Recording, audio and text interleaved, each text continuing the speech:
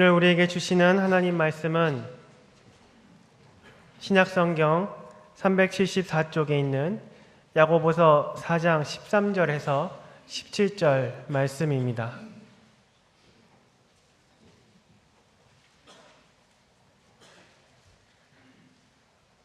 신약성경 374쪽에 있는 야고보서 4장 13절에서 17절 말씀입니다. 이제 말씀을 봉독합니다. 하나님의 말씀을 경청하시기 바랍니다. 들으라, 너희 중에 말하기를 오늘이나 내일이나 우리가 어떤 도시에 가서 거기서 1년을 머물며 장사하여 이익을 보리라 하는 자들아, 내일 일을 너희가 알지 못하는도다. 너희 생명이 무엇이냐? 너희는 잠깐 보이다가 없어지는 안개니라. 너희가 도리어 말하기를 주의 뜻이면 우리가 살기도 하고 이것이나 저것을 하리라 할 것이거늘 이제도 너희가 허탄한 자랑을 하니 그러한 자랑은 다 악한 것이라. 그러므로 사람이 선을 행할 줄 알고도 행하지 아니하면 죄니라. 아멘. 만약 어떤 집사님 한 분이 저를 찾아와서 이렇게 얘기를 했다고 한번 생각을 해보십시다. 목사님, 저는 이달 말에 중국에를 갈 것입니다.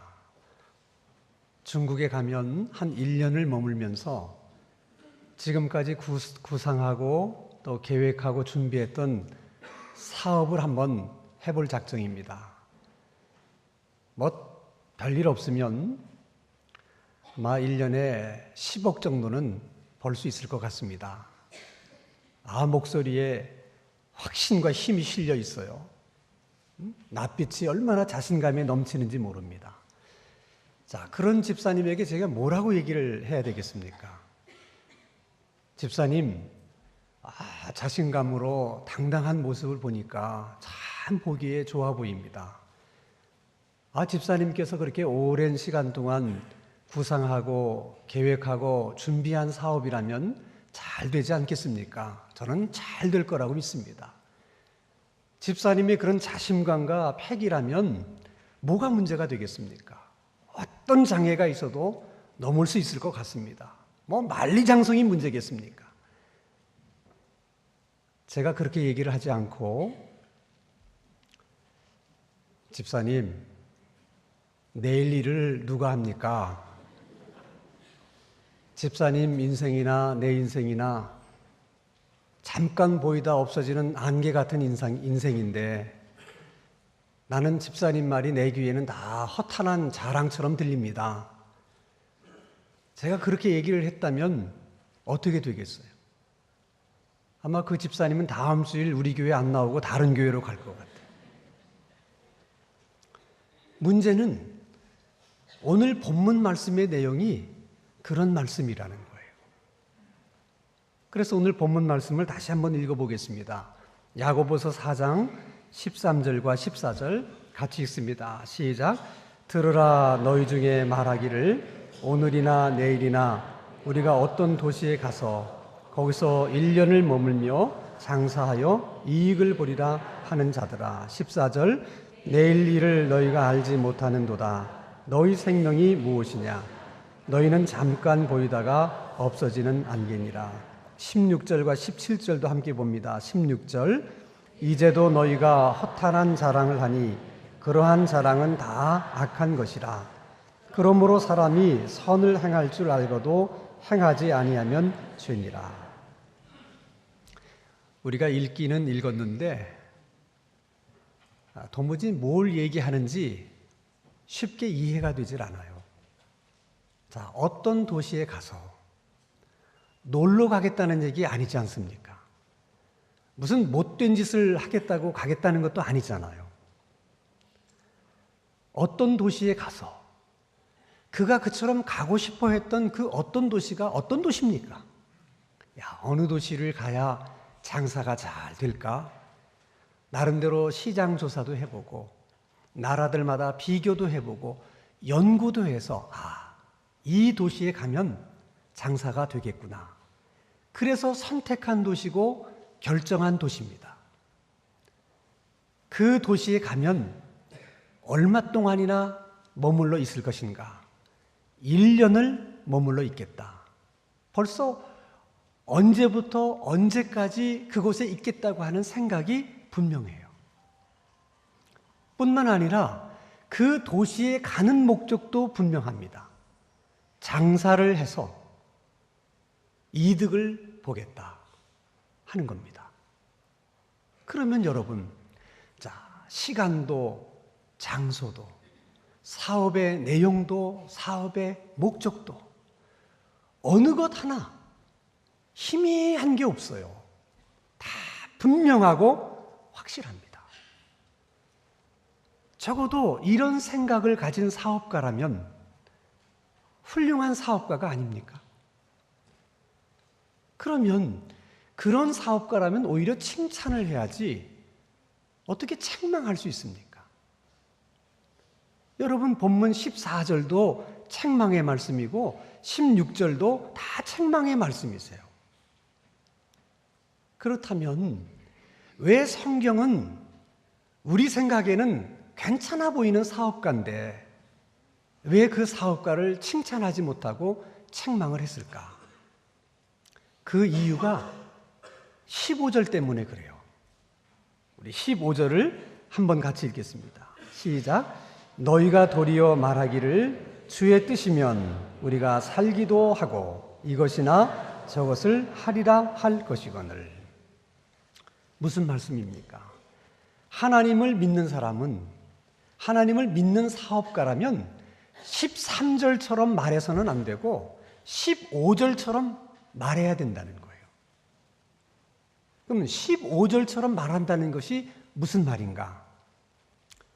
주의 뜻이면 어떤 도시에 갈 수도 있고 가지 않을 수도 있다. 주의 뜻이면 그 도시에 가서 1년을 머물 수도 있고 또 머물지 않을 수도 있다. 주의 뜻이면 장사를 할 수도 있고 하지 않을 수도 있다.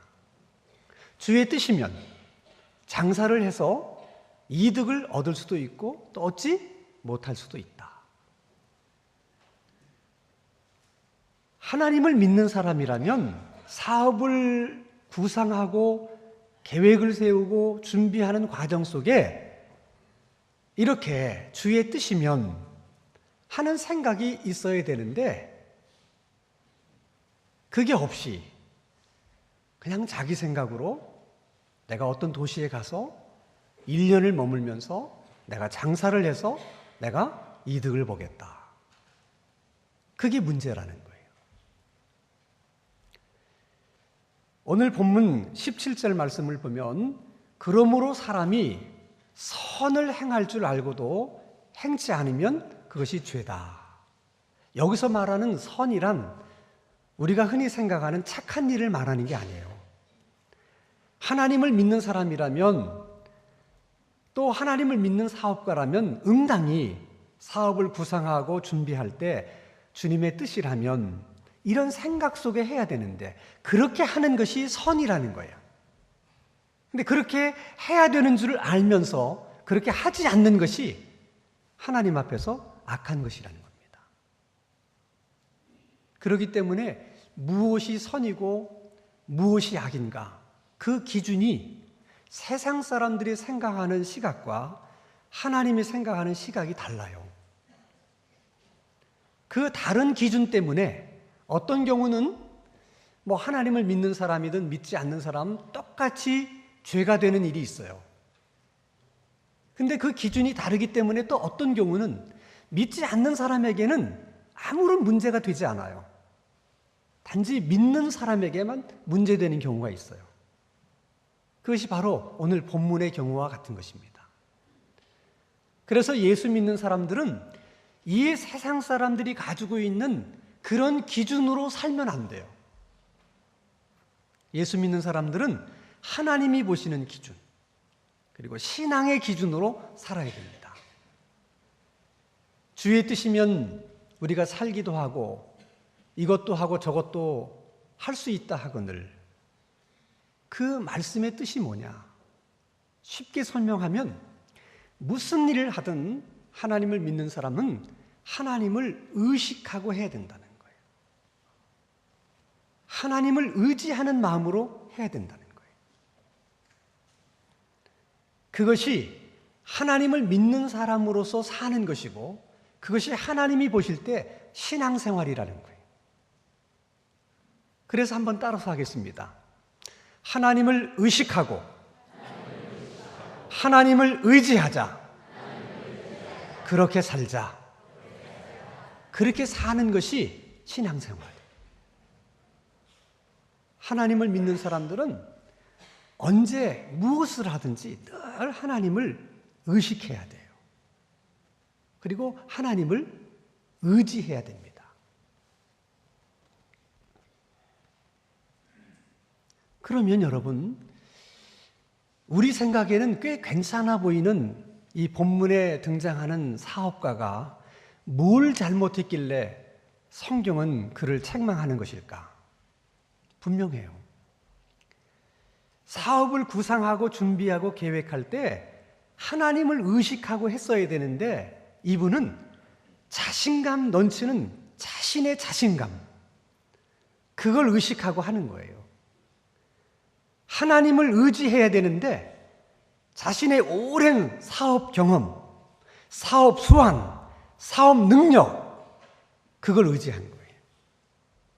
언뜻 생각하면, 아니, 사업하시는 분이 오랜 사업 경험을 의지하는 것이 그게 뭐가 잘못됐습니까? 사업 수완이 있고 사업의 능력이 있으면 그 수완과 능력을 가지고 사업하는 거 당연한 거 아닙니까? 그래요, 여러분. 그럴 수 있어요.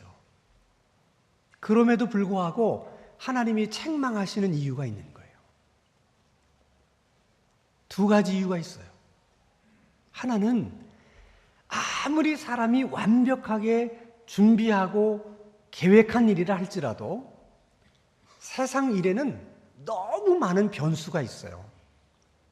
그래서 완벽하게 계획하고 준비한 일이라 할지라도 작은 변수 하나 때문에 그 노력과 수고가 한순간에 다 헛수고가 되는 경우들이, 물거품이 되는 경우들이 얼마나 많은지 모릅니다. 그래서 하나님은 경험이 많아도, 수완이 있어도, 능력이 있어도 하나님을 의지해라, 그렇게 말씀하시는 거예요. 어느 교회 장로님 한 분이 그 인천 아시안 게임을 할 때 단체복을 납품하는 것을 수주받게 됐어요. 얼마나 좋아하고 얼마나 기뻐했는지 모릅니다. 좋아할 만한 것이 그 단체복이 어마어마해요. 그러니까 누가 봐도 돈 되는 일이거든. 너무 기뻐했습니다. 그 일을 좀 더 싼 곳에 맡긴다고 중국의 한 의류공장에게 맡겼어요.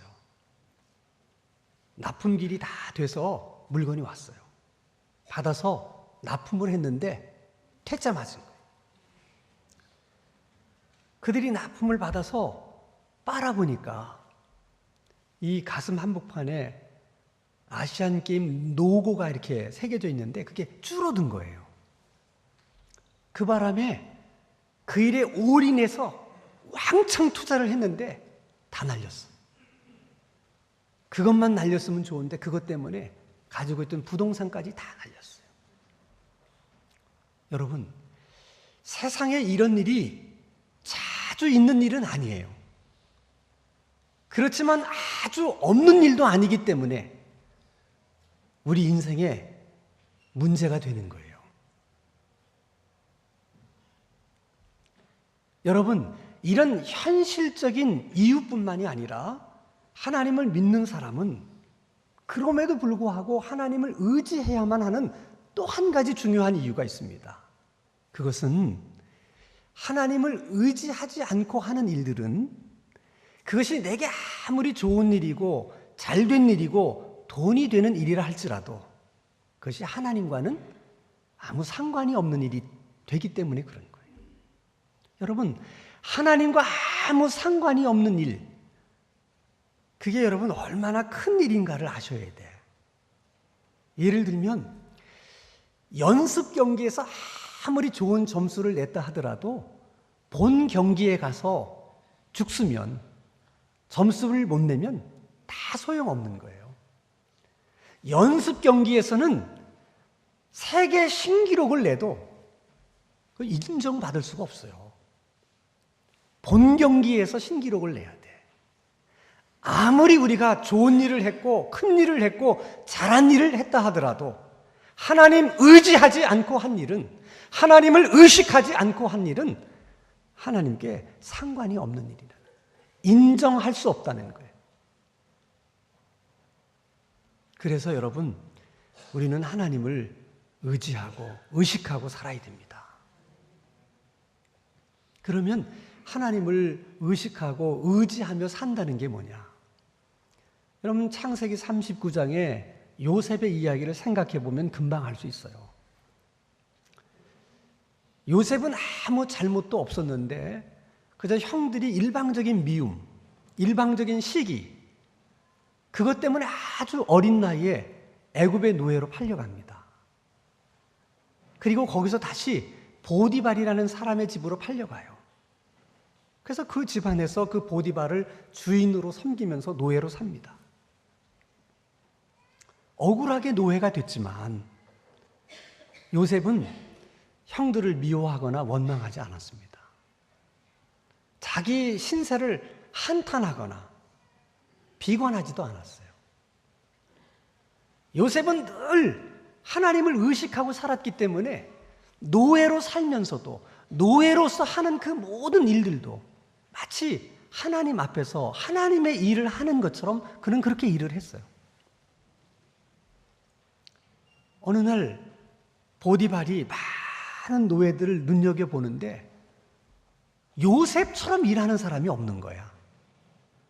그래서 많은 시간 두고 보다가 요셉 같은 이런 노예라면 우리 집안 모든 일을 다 맡겨도 되겠다.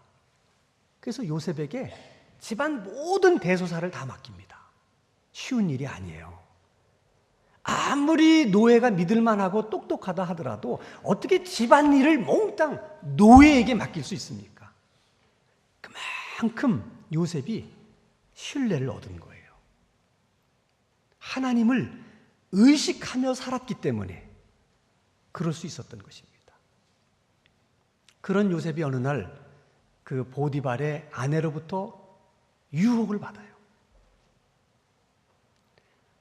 참 어려운 유혹입니다. 노예 신분으로 안주인의 요청을 거절한다는 거 쉬운 일이 아니지 않습니까? 게다가 또 어떻게 생각하면 이번 기회에 안주인에게 잘 보이면, 안주인의 눈에 들기만 하면 자유의 몸이 돼서 고향집에 돌아갈 수도 있을 수 있다. 얼마든지 그렇게 생각할 수도 있는 상황입니다. 근데 요셉은 유혹이 찾아왔을 때 아주 단칼에 거절합니다. 어떻게 그런 용기가 생겼을까? 어디서 그런 결단력이 나온 것일까? 간단합니다. 늘 하나님을 의식하고 살았기 때문에 그 아내로부터 유혹을 받는 그 순간도 하나님을 의식하고 있었기 때문에 이것저것 생각할 거 없이 그냥 단칼에 단호하게 유혹을 거절한 거예요. 내가 이걸 거절하면 무슨 어려운 일을 당할까? 무슨 화를 당하게 될까? 많은 염려, 걱정이 있을 수 있지만 그래도 하나님이 나를 지켜주실 것이다. 하나님이 나를 보호해 주실 것이다. 하나님이 나를 인도해 주실 것이다. 그 생각으로 하나님을 아주 강하게 의지한 거예요. 하나님 붙잡은 거예요. 그랬더니 하나님이 정말 요셉의 믿음대로 요셉을 보호해 주시고 함께 해주시고 인도해 주시고 다 해주셨어요. 그래서 결국은 그 요셉이 애굽의 국립총리가 됩니다.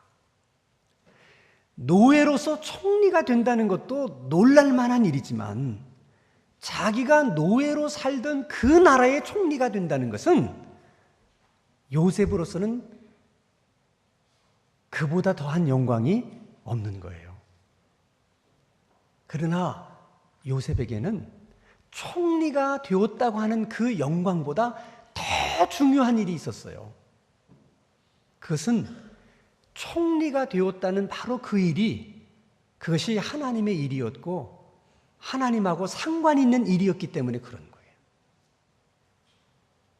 여러분, 요셉이 총리가 되기 전에 총리가 없었겠어요? 그 전에도 총리가 있었고 요셉 이후에도 많은 총리들이 있었습니다. 그러나 많은 총리들이 있었지만 요셉처럼 총리가 되는 그 일이 하나님과 상관이 있는 일이요 하나님의 일이었던 사람은 요셉밖에는 없었던 거예요. 그래서 여러분, 하나님을 믿는 사람의 시각과 믿지 않는 사람의 시각이 같을 수가 없는 거예요. 믿지 않는 사람 눈에는 총리냐 아니냐, 총리가 되었느냐 안 되었느냐, 그게 관심이에요. 그러나 믿는 사람의 눈에는 그 일이 하나님의 일이냐 아니냐, 그 일이 하나님과 상관이 있는 일이냐 아니냐, 그게 중요한 거예요. 여러분, 사도행전 16장에 보면 사도 바울의 경우를 통해서도 이렇게 하나님을 의식하고 하나님 의지하고 산다는 것이 뭔지를 알 수 있어요. 사도 바울이 1차 전도 여행을 성공적으로 끝낸 다음에 2차 전도 여행을 계획합니다. 그때 사도 바울의 마음속에는 1차 전도 여행을 하면서 생겨진 많은 교회들이 있었는데 그 교회를 한번 다시 가보고 싶었어요. 그래서 교회들의 근황이 어떤지를 알고 싶었고 그 교회에 가서 그 교인들을 더 열심히 양육하고 교육해서 그 사람들로 하여금 많은 사람들을 전도케 하기를 원했어요. 그리고 1차 전도 여행 때 그 많은 도시를 다 다니면서 전도하지 못했거든요. 그게 지나쳤던 도시들, 그때 전도하지 못했던 도시들을 이참에 전도를 해야 되겠다, 그런 생각을 가지고 2차 전도 여행을 시작했습니다. 근데 이상한 것은 전도문이 계속 닫히는 거예요. 전도길이 계속 막히는 거예요.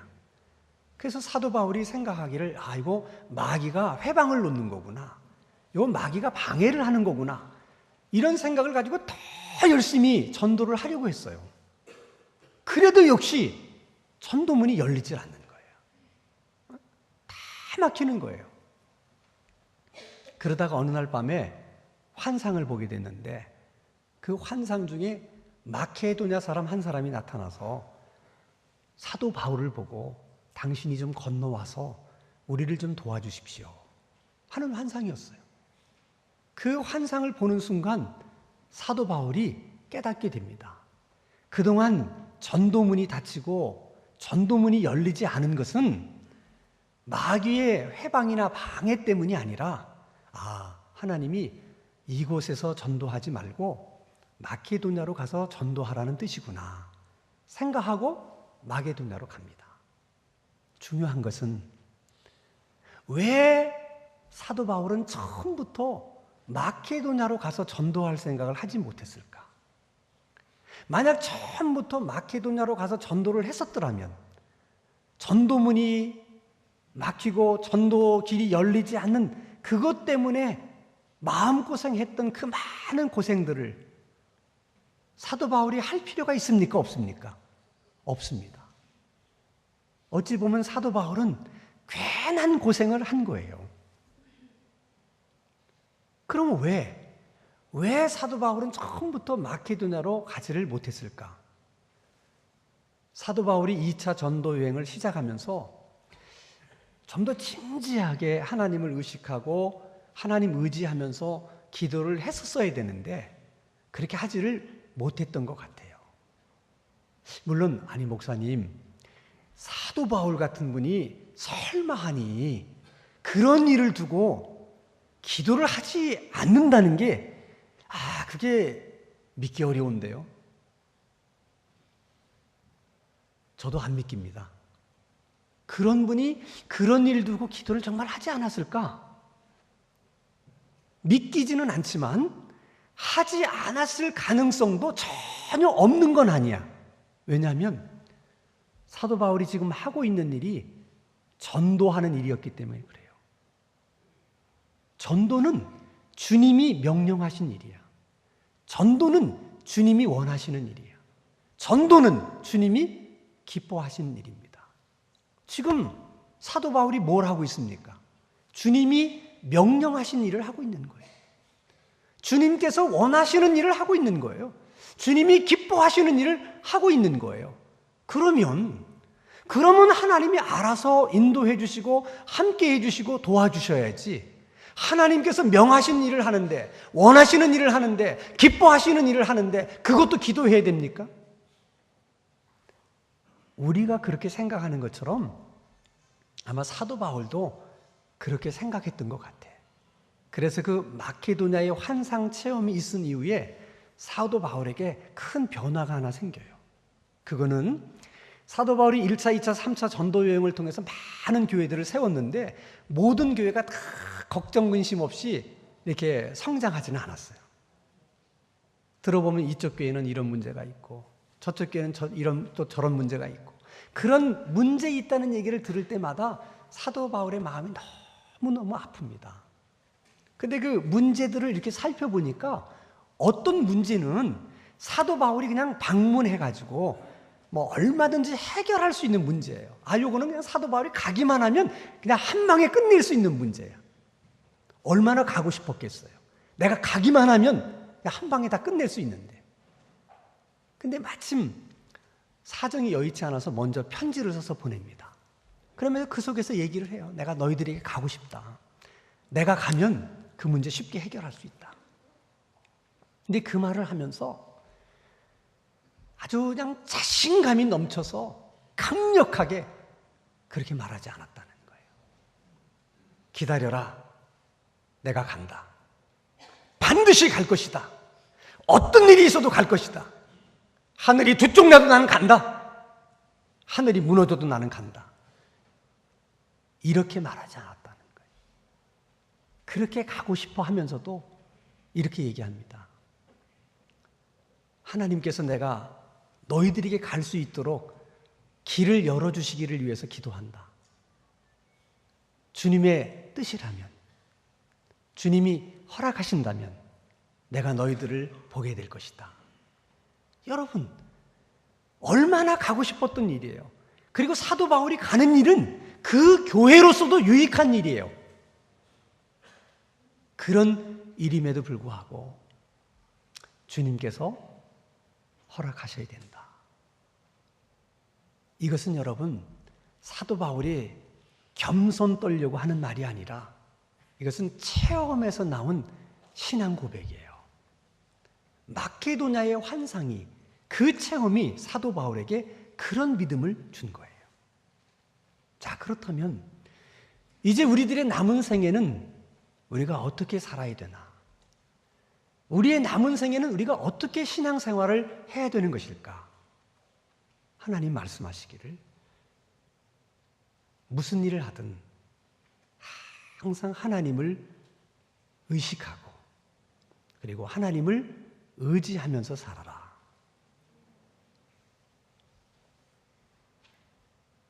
그 일이 나에게 싫은 일이든 좋은 일이든, 내가 할 수 있는 일이든 할 수 없는 일이든, 내가 또 갈 수 있는 일이든 갈 수 없는 일이든, 어떤 일이 되었든 너무나 쉽게 생각하고 너무나 쉽게 말하고 너무나 쉽게 결정하지 말고, 싫다 좋다 말하기 전에 주님을 의식하면서 다시 한번 생각해보고, 내가 지금 싫다고 말해도 되는 것인가? 좋다고 말해야 되는 것은 아닐까? 이것도 한번 생각해 보면서 말하라는 거예요. 하나님만 의식하며 사는 것이 아니라 오늘 말씀을 보니까 너의 인생이 무엇이냐? 잠깐 있다 없어지는 안개니라. 그게 우리 인생이에요. 우리들에게 남은 시간이 많지 않아요. 내 마지막 때는 언제일까? 얼마 남지 않은 내 끝은 언제쯤 될까? 늘 죽음을 의식하고 내 마지막 시간을 의식하고 살라는 거예요. 우리가 하나님을 의식하고 죽음을 의식하고 살면, 내가 하나님을 의지하고 하나님의 말씀을 의지하고 살면 적어도 우리의 삶을 후회스러운 삶으로 하나님께서 버려두지 않으신다는 거예요. 반드시 우리들의 삶을 후회하지 않을 수 있는 삶으로 하나님이 만들어 주신다는 거예요. 후회하지 않을 수 있는 삶, 그 삶을 위해서 항상 하나님을 의식하고 그 하나님을 의지하며 살아가는 저와 여러분의 삶이 될 수 있기를 주님의 이름으로 축원합니다. 기도하십시다. 거룩하신 하나님 아버지, 우리에게 아는 것이 아무리 많고 경험이 아무리 많아도 또 실력이 있고 능력이 있다 해도 주님 없는 자신감을 자랑하거나 의지하지 않게 해 주시옵소서. 항상 무슨 일을 하든 주님의 뜻이라면 그 주님 의식하고 그 주님 의지하며 살아갈 수 있도록 이 시간 우리 모두에게 은혜를 베풀어 주시옵소서. 예수님의 이름으로 기도하옵나이다.